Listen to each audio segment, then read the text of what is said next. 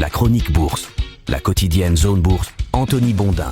Salut à tous, bienvenue dans ce point de marché Zone Bourse du mardi 31 mars 2026. Le titre du jour, c'est fin mars et ça repart. Le mois de mars 2026 devrait rester dans les annales des statistiques extrêmes dont les marchés financiers sont friands. Au matin de la dernière séance du mois et du trimestre, la tension économique et géopolitique est toujours palpable. C'est la cacophonie qui règne un petit peu partout, notamment quand il s'agit de savoir comment les États-Unis comptent sortir du bourbier iranien. Ah, que mars est un joli mois, c'est le mois des surprises. Alors je ne suis pas sûr que les financiers soient en phase avec le poème d'Alfred de Musset que j'ai appris en CM1 sur la partie jolie, mais ça fonctionne quand même assez bien sur la partie surprise. On pourrait ajouter que c'est aussi le mois de la cacophonie à tous les étages. Cacophonie en géopolitique d'abord, Donald Trump qui annonce que la fin du conflit en Iran est proche pour la 12e fois en 30 jours selon Axios. Donald Trump qui menace de réduire en miettes les infrastructures vitales du pays. Donald Trump qui déclare à ses collaborateurs qu'il est prêt à mettre fin à la guerre sans rouvrir le détroit d'Ormuz. Ça c'est une info du Wall Street Journal. De son côté, Benjamin Netanyahou affirme que la guerre a dépassé la moitié de son objectif en matière de mission, mais pas dans la durée.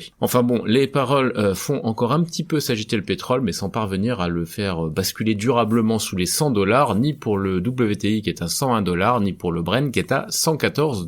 Les révélations nocturnes du Wall Street Journal ont quand même servi à contrebalancer l'impact de l'attaque d'un pétrolier koweïtien par un drone iranien dans un port de Dubaï. On appelle ça le brouillard de guerre apparemment, et la machine à fumer de la salle de bal de la Maison Blanche a l'air bloquée en position maximum et personne ne sait l'arrêter. Mais Donald Trump est aussi un pragmatique et il connaît le coût politique et économique du temps qui joue en sa défaveur. Reste à trouver le mode de sortie par le haut pour le président américain. C'est la cacophonie aussi en politique monétaire. En 3 mois, on est passé d'un décompte des baisses de taux à envisager à un empilage de pronostics de hausse de taux. Aux États-Unis, Jérôme Powell a quand même ramené un petit peu de sérénité dans les débats la nuit dernière en rappelant que la Banque centrale américaine n'a pas vraiment de contrôle sur les chocs d'offres, en particulier quand il s'agit de flamber des prix du pétrole. En d'autres termes, ce n'est pas en relevant les taux qu'elle pourra agir sur le cours de l'or noir. La conséquence, c'est que dans la foulée, les traders ont fait disparaître ou presque leur pari d'une hausse de taux de la Fed d'ici la fin de l'année. Du côté de l'Europe, le marché pense toujours que la BCE va devoir resserrer sa politique plusieurs fois dans les mois qui viennent. D'une certaine façon, les hausses de taux ont déjà eu lieu, comme le soulignait hier Antoine Alves, notre Mister Macro de Zone Bourse, dans un papier dont je vous ai mis le lien dans la chronique écrite. De toute façon, le marché change d'avis comme de chemise en ce moment parce qu'il est complètement déboussolé. On a aussi droit à de la cacophonie dans l'IA. L'IA est bien sûr un incroyable gisement d'investissement, mais sera-t-elle un incroyable gisement de croissance puis un incroyable gisement de profit généralisé? Eh bien, le marché doute un peu et brûle quelques idoles pour exorciser tout ça. Micron vient de lâcher 20% en une semaine.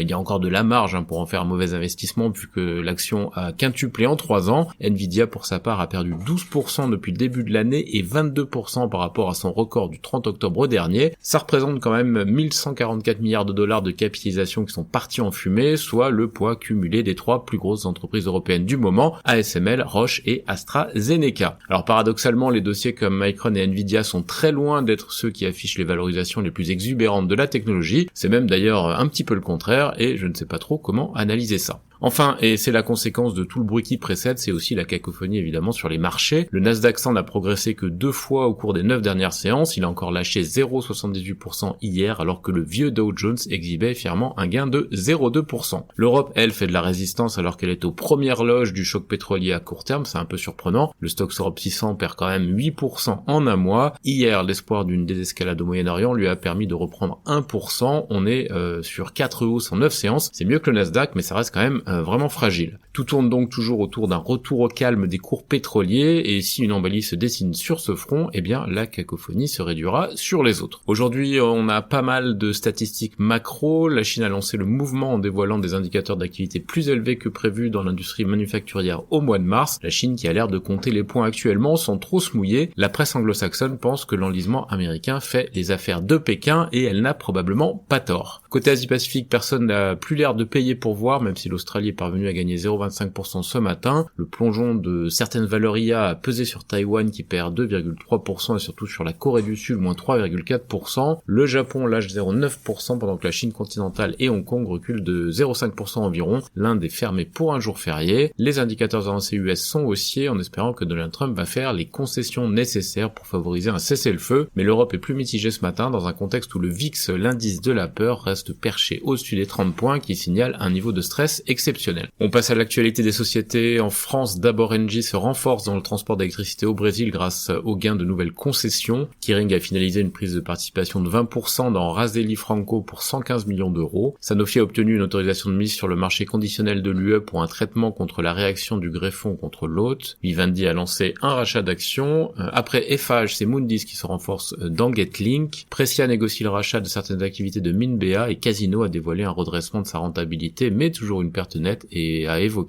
son chantier financier en cours. Sur l'agenda des publications de sociétés, beaucoup de noms aujourd'hui: Nanobiotics, Solution 30, Upergy, Gérard Perrier, Mad Pharma, Leaf, Genoway, Inventiva, Caleon, Grandvolts et bien d'autres encore. Ailleurs en Europe, Unilever serait proche d'un accord avec McCormick pour créer un géant de l'agroalimentaire qui pèserait 60 milliards de dollars selon le Wall Street Journal. Le FT, lui, indique que les députés suisses laissent entrevoir un compromis sur les capitaux prudentiels exigés d'UBS. AB Volvo va devenir le distributeur exclusif de Link en Europe. AENA a remporté un appel d'offres pour l'aéroport Galeão de Rio avec une offre à 552 millions de dollars. Siemens prévoit de scinder ses activités Digital Industries et Smart Infrastructure en unités plus restreintes dans le cadre de sa nouvelle stratégie. Fitch a relevé la note long terme de Rolls-Royce de BBB+ à A-. Le gouvernement Meloni s'apprête à reconduire Claudio Descalzi à la tête d'Eni selon Bloomberg. On a des résultats du côté de VAT Group et de Software One en Suisse. Par ailleurs, un ex-cadre de la Deutsche Bank poursuit la banque pour au moins 624 millions de dollars, révèle Bloomberg. DHL a renforcé ses capacités de fret aérien et Holcim finalise la prise de contrôle de Cementos Pacasmayo. En Amérique du Nord, le traitement de Merck contre le cholestérol a atteint son objectif principal lors d'un essai comparatif. Chevron a annoncé des dégâts cycloniques majeurs sur son site GNL australien. Meta lance en test un abonnement premium sur Instagram selon TechCrunch. Par ailleurs, Apollo serait sur le point de racheter Atlantic Aviation à KKR pour 10 milliards de dollars et SpaceX envisage d'exclure Robinhood et Sophie de son IPO alors que les courtiers négocient leur participation selon Reuters. Sur l'agenda des publications, on a Nike aujourd'hui aux États-Unis. Dans le reste du monde, l'activiste Palliser entre au capital Ajinomoto et se hisse parmi les 25 premiers actionnaires selon Bloomberg. Astellas accélère son pipeline et vise 10 médicaments en phase avancée d'ici 2034. Iqui, je sais pas si ça se prononce comme ça, le service de streaming de Baidu a déposé une demande d'IPO à Hong Kong. Et toujours dans le domaine des IPO, le fabricant chinois de robots Innovance a mandaté plusieurs banques pour une potentielle IPO là aussi à Hong Kong. C'est terminé pour ce point de marché du jour. Excellente journée à toutes et à tous.